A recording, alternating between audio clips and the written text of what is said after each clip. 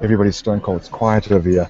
Anyway, we're back with eNCA, and we are back at the Design Indaba down in Cape Town. Sarisha, we've got two artists that are down there that are talking to you. We've got Haroon and Kyla. Hello, you two. I can see you there, that side, little wave. Please, Sarisha, take it away. Okay, well, I'm going to ask these two to start us off. Can you guys explain to us what 89 Plus is? Can you hear me? 89 Plus is an exhibition created by Ansoric Oberst. Ansoric is the creator of the Serpentine in London. The exhibition is really trying to map the generation of artists born in 1989 and after. And it's an international exhibition where they've really tried to survey broad range of artists, as I said, all under the age of 25. So everyone born in 1989 and after that. And so the significance, I think, for us as South Africans is that that's quite a significant time in our South African history. So just felt really special being on that panel, being able to talk about our work. Yeah. That's really interesting. So how does that fit in, do you think, with Design Indaba? What is it that you guys do? What are your disciplines? And how do you think that fits in with the dynamic event space that is Design Indaba? Okay, well, I'm a hip-hop and filmmaker activist. And I think in terms of how that correlates with Design Indaba, I'm struggling to find the link myself sometimes, but I just think it's like a place, especially when it comes to like advertising and brands and stuff like that. We need to be talking about what's really going on in society on a global level. There's like a lot of problems born out of things like advertising and just like pushing brands and all that stuff. So I think 89 Plus is really important because it's about creativity and artists and what they bring to the table. Yeah, I just think it's really like platform for that. Yeah, I'm really excited to talk about my work and like update that. And I'm gonna take that. I mean, in terms of the Design Indaba, there's always been a strong focus on graduates. Ravi Nadu, the director of Design Indaba, explained how this Friday session of having new graduates has been something they've been doing at the conference for years, and how he was really keen to this year do it as a collaboration with people and how quote touching on the Design Indaba mentality of supporting young upstarts, providing space and the opportunity to not only exhibit your work, but also to have the discourse around it explained through a conference. And it was quite a nerve-wracking experience, like preparing for this and attending the conference the last 2 days, and then having a reverse shot of it this morning from on stage. It's an amazing opportunity to speak to the local hands in the industry. But just to kind of add to what I was saying and tying back to what I was talking about, it is an amazing practice and really amazing life, amazing idea of having access to it, but I really believe it's like quite an elitist.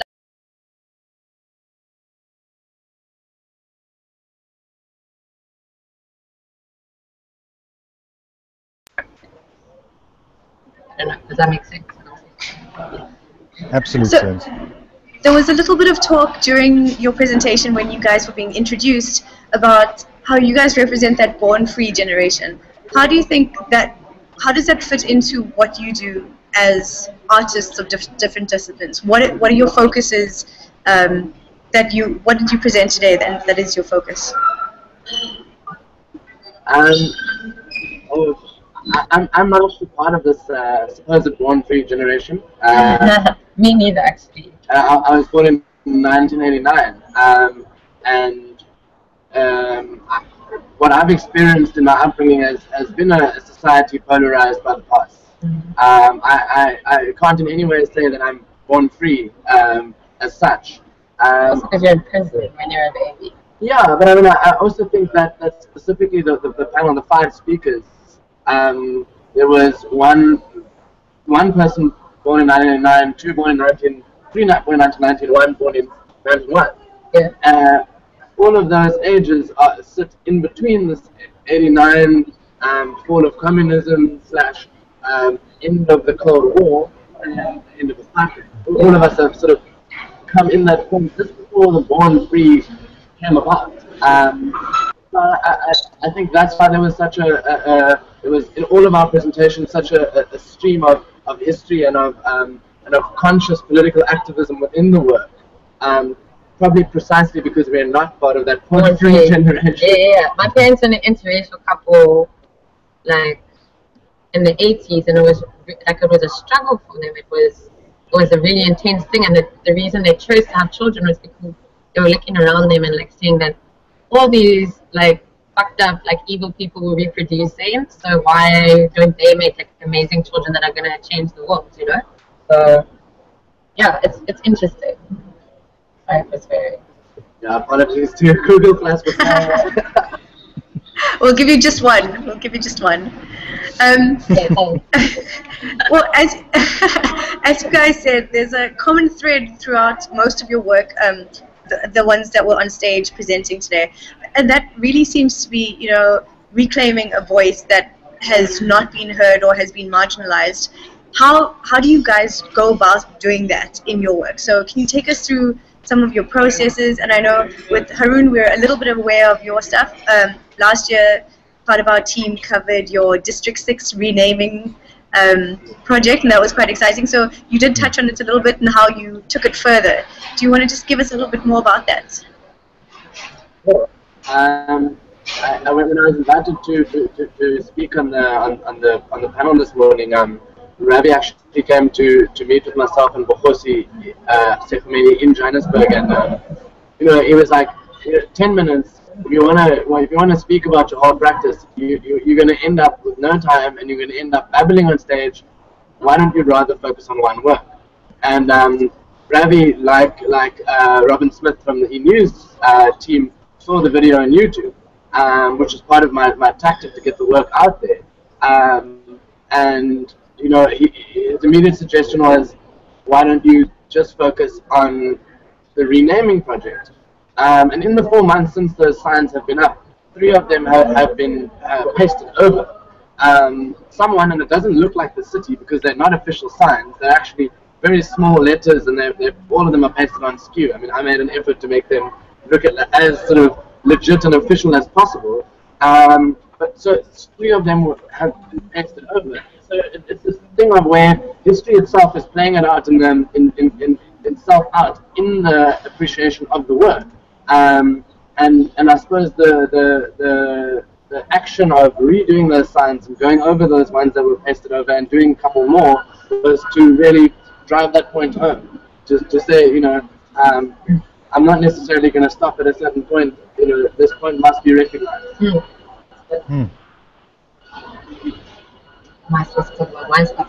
Okay, so I don't know, I think I'm still quite an up-and-coming artist, but with regards to like my modes and my process, storytelling is a really important part of that, and how I aim to communicate to my audiences and get my work out there through the medium of hip-hop. I'm a rapper.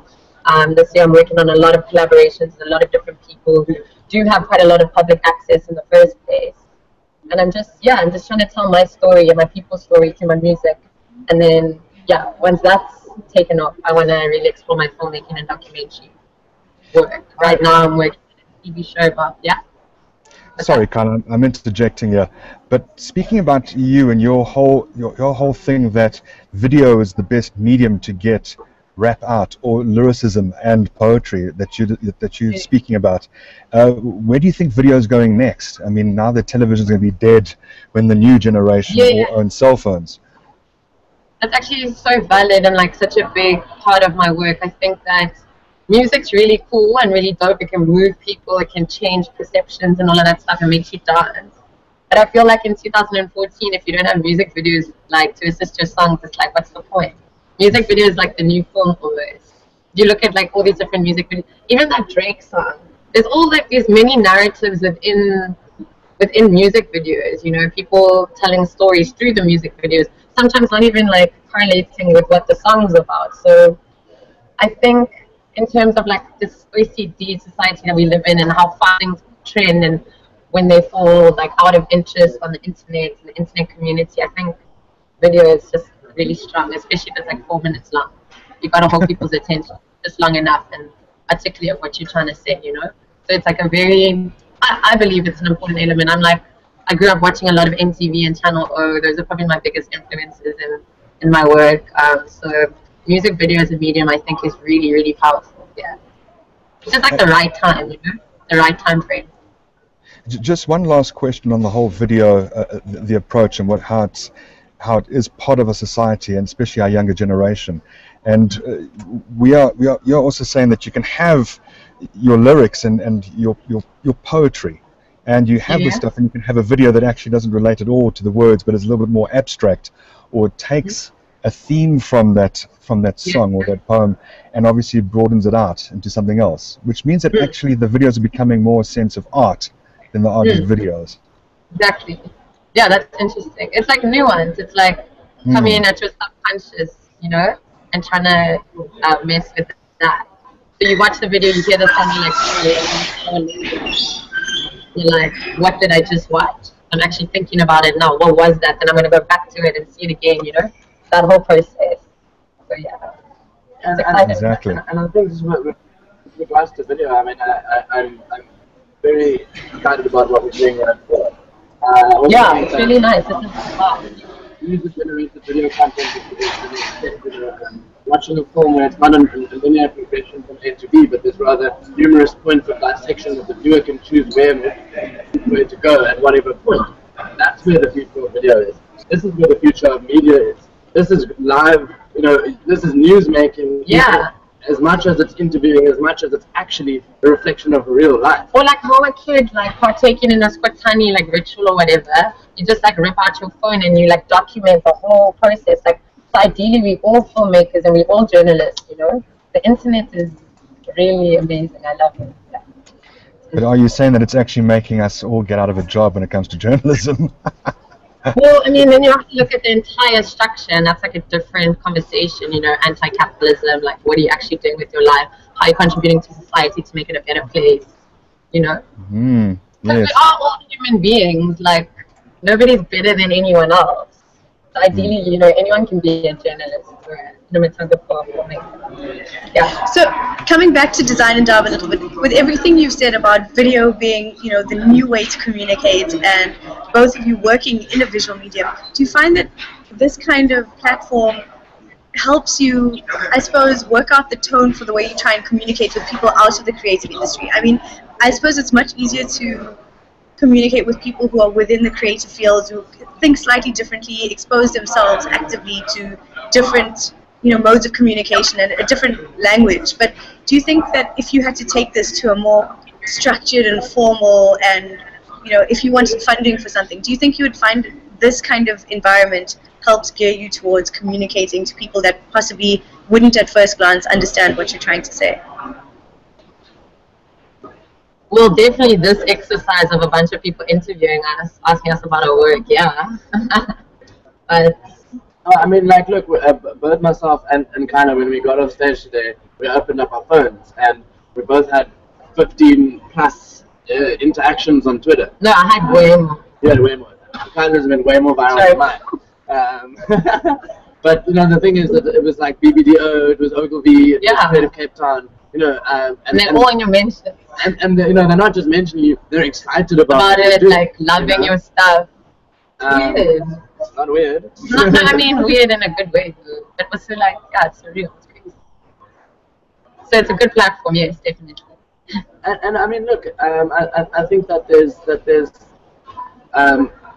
you know, there's an idea of a 1% and a 99%.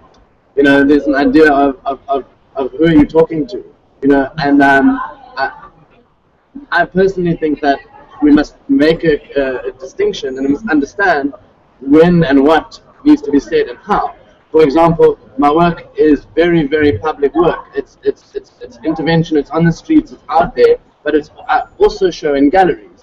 And there's also a commercial weight to my work. And if I'm not cognizant of that, then I'm going to go out and be like, well, I'm just brazen and I'm this and that and other, but I'm going to get intense criticism at the end of the day. So you can't be too quick to criticize and say, well, who's this platform speaking to?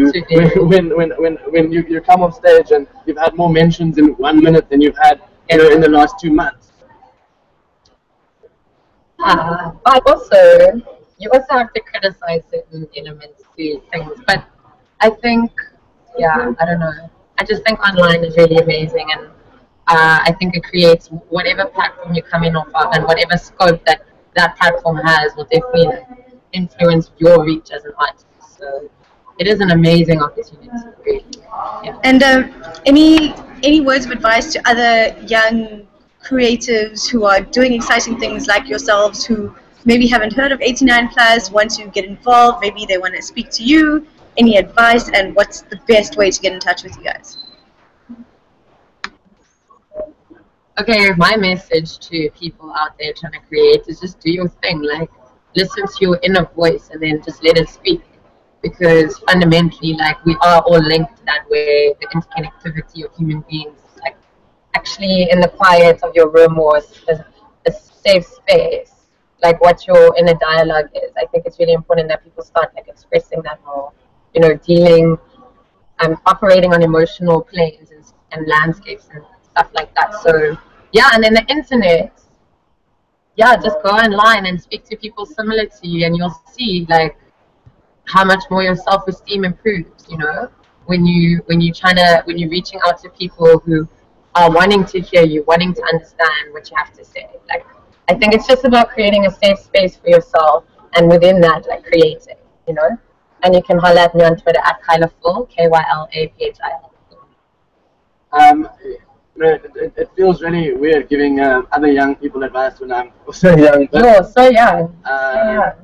But I mean, frankly, like I think that young people have got an incredible responsibility on our hands. A statistic that the 89 Plus curators gave today is that 50% of the South African population was born in 1980 and 1989 and afterwards. 25 is the halfway age in our society. And I think that young people must understand that we collectively don't have to be passive. We don't have to be innocent bystanders and let our fate be determined by politicians, by companies, and by anybody. And that, history is something that we can actively engage with. And, communities are something we don't only live in. It's not like we shouldn't be seeing actualization as moving out of communities. So we can't be seeing the city as a place to still pin our hopes up. Aspire to move into the CBD or whatever. Right. Engaging in your community. Work in your communities. And there's so much knowledge. There's so much knowledge. And understand that every single person has got something to teach you. And then I reckon you young people will be great. It'll be dope. Seriously, just do you and love yourself. That's really important, is to not let your self-perception be dictated by other people. Like, that's really messed up. A lot of people are like aspiring to be certain things and whatever. You gotta look at what you have access to and then really utilize that. Because there's so much beauty and like substance and sincerity in that. Like Irene was right, we're always looking outward for all of these different things when actually fundamentally it's here and just right around you,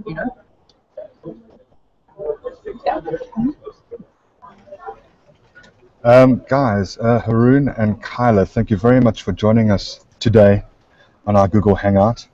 Sarisha, have fun and chat soon. And that's me signing out. Check you later. Peace, Damon. Cheers. Bye. Cool, is that it? Must be okay. Oh, sorry. Just still that. Okay, hey guys. Really in the background. Must I leave? No, that's cool, yeah. No. Okay, thank you. That's the beauty of this stuff, when you can do things like that. Yeah, it's like people understand it's a meeting. Yeah, exactly, yeah, that's actually the most fucking amazing. I'm sorry for swearing. No, that's cool. That's fine. Thanks, dude. Really, seriously. Thanks so much. You guys are so like eloquent and poignant and like well I'm always spoken. thinking I'm saying like way too much, but it's fine. It gives me time to think. No, that's like totally okay. Yeah. But seriously, thanks guys, and thanks for the props on the medium, and thanks for engaging with me. You have your soundbite and you put in what you need to say. Yeah, exactly. You know, like when I do. What? You have your soundbite. We got this company, we got that person, we mentioned this person. Yeah, I'll make sure you book it. You put that one on this, right? I didn't shout out anybody. You shout out to Buddha. To myself. Just You're working hard. No, well done, you guys. How can they communicate? Yeah, exactly. Sorry.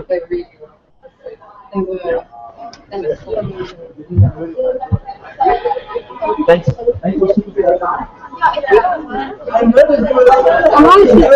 Just leave the group.